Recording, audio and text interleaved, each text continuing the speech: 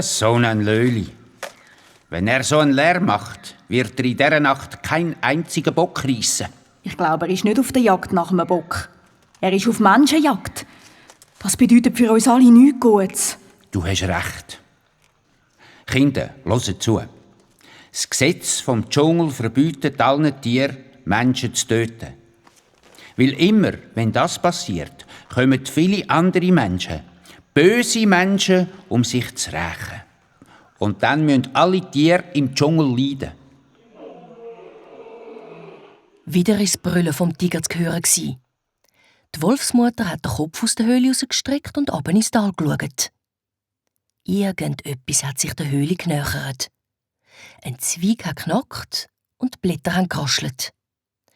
Der Wolfsvater hat sich geduckt und zum Sprung angesetzt. Aber plötzlich ist er ganz verblüfft stehen geblieben. Vor ihm ist ein Menschenkind aus dem Büsch rausgekrochen. Ein winziger, bluter Bub, der kaum laufen konnte. Ein Menschenkind? Ich habe noch nie eins von Nähem gesehen. Wie klein er ist. Und was für eine schöne, glatte Haut er hat. Schaut, er hat keine Angst vor uns. Er gefällt mir. Wir behalten ihn. Achtung, dort kommt der Tiger Shere Khan. Der Tiger Shere Khan hat in die Höhle hineingebrüllt. Und dann hat er probiert, seinen Kopf durch den schmalen Spalt im Fels zu zwängen. Die Wölfe haben sich aber nicht einschüchtern lassen, weil sie genau gewusst haben, dass der Höhleneingang viel zu eng ist. Das würde euch so passen. Aber nein, ihr behaltet ihn sicher nicht. Der Bub gehört mir. Tiger, hä? Was gehört dir? Ich habe die Spur verfolgt bis hierhin und ganz genau gesehen, wie der Mensch zu euch in die Höhle reingekrochen ist. Ich schmeck's. Gebt mir jetzt sofort meine Beute raus. Sonst... Was sonst? Shere Khan, wir Wölfe sind ein freies Volk. Wir nehmen keinen Befehl von Räuber und Menschenfresser an. Also, verzieh dich! Sofort!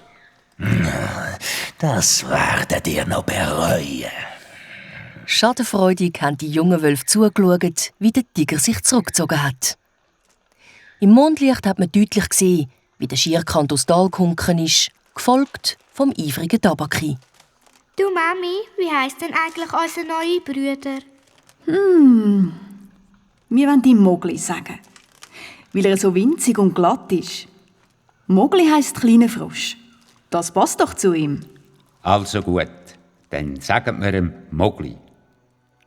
Nachdenklich hat der Wolfsvater seinen neuen Sohn angeschaut. Der Mogli hat vor allem nichts mehr mitbekommen.